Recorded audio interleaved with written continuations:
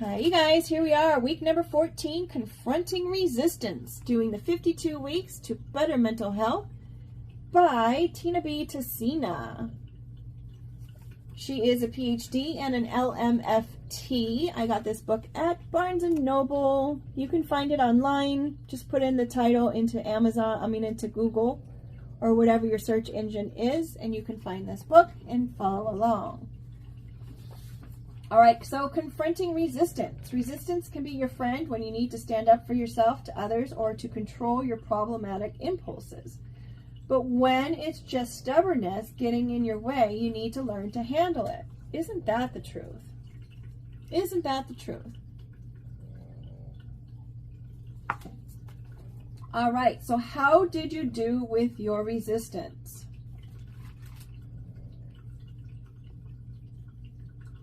Explain to yourself why what you want to do is worth doing. Explain the reward you'll get from doing what you're resisting. So it sounds like a little bit of procrastination is what the topic matter is here.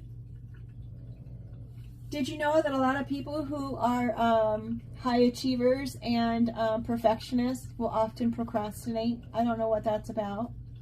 Just put it off, put it off, put it off, put off, and they just don't do it until they have to work under pressure, and now they're not being kind or nice to themselves. Because a lot of people think that they just work better under pressure, but that's not the case. You're just stressing your body out, and you're not being kind or supportive to yourself in that, right?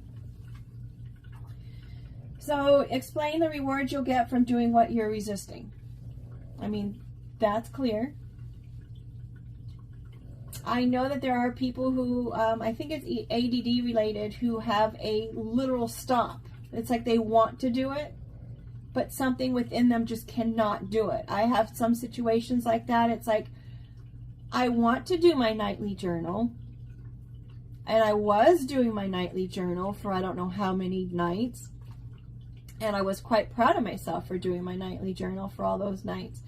But then something within me made it so I just can't do it anymore. I don't know if it was because the person who had suggested for me to do it says, well, you know, there are some people who just don't do it. And he said it a few times. And so I'm like, I do have to wonder if there was some kind of mental manipulation there. I don't know. That is a theory out there. I just recently learned about that kind of art where people will do mental manipulation to you, and they will do subliminally say things to you to make your mind do what it is that they want you to do. It's like, I don't want to say it's a Stockholm syndrome, because that's a whole different thing where you form a bond and a trauma bond with someone because of the situation, regardless of how horrible they were to you. But there is people who can make suggestions to you in some kind of way that your brain holds on to it. I think that's why that the Hertz music is so helpful for some people, because, and the meditations, but you have to be careful of what are the people saying in those meditations. If they're subliminal, I have an issue with those, because it's like, I don't know what those people are saying subliminally, and I don't know if I really want to subject myself to those kinds of things. But yeah, that is something I recently learned about, is people can manipulate your thoughts. And I've even wondered, it's like, is that why I don't remember things now? Is that why I forget to do things now? Or, on the other hand of things, stress and trauma can do that to you too. Stress and trauma can make you shut down. I'm sure people are aware of that. So we've got to kind of take a look at what's stressing us and the trauma that it's causing, and that's where this book is really great, because you can kind of pinpoint the stressors and you can take care of those things and be proactive in resolving those things. So maybe that's why my memory is not so great, because maybe there is that stress and that trauma that's having something to do with that, as I'm tapping on the book as I'm saying that, because that is a stress response.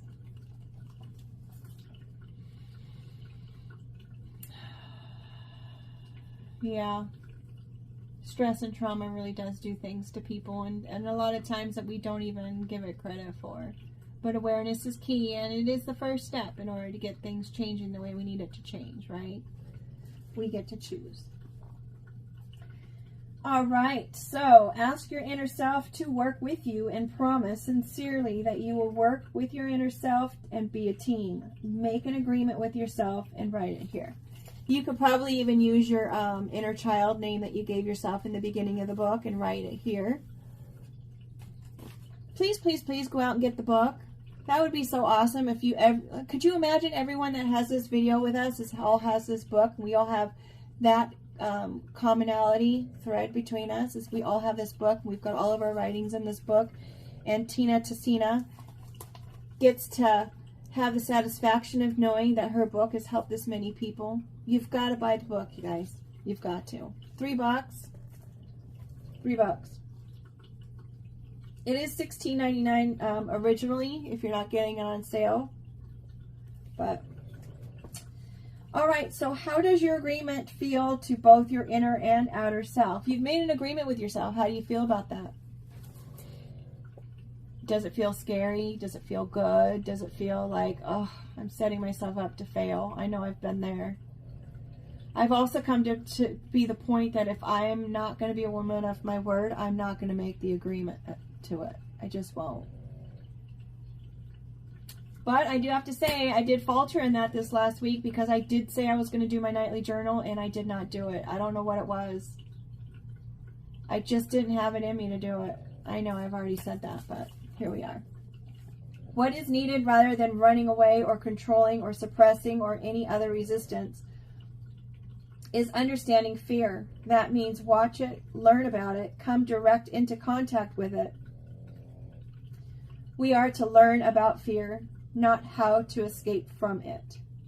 That's from Jiddu Krishnamurti.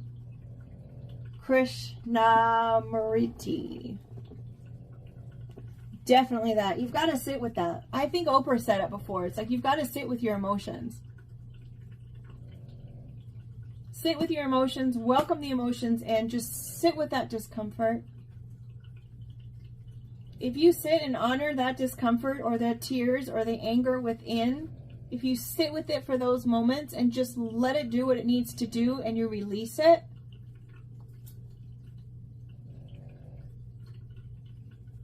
then it's not going to go down and hide somewhere, and it's not going to come out in some other kind of way that creates a problem for you, right? Now, don't get me wrong, you could rethink about the matter and you could relive the situation by it coming up in some other circumstance, and that's okay. Literally, that's okay. So you just do the same thing again. Sit with that feeling. Don't shove it away. Don't make it run, or don't say, you know what, I'm not going to deal with this now. Sit with the emotions. Experience them. Honor them and respect them. And then you let it go. Then you let it go. All right, so we've got weeks 13 and 14 reflections. What surprised you about yourself the past 2 weeks?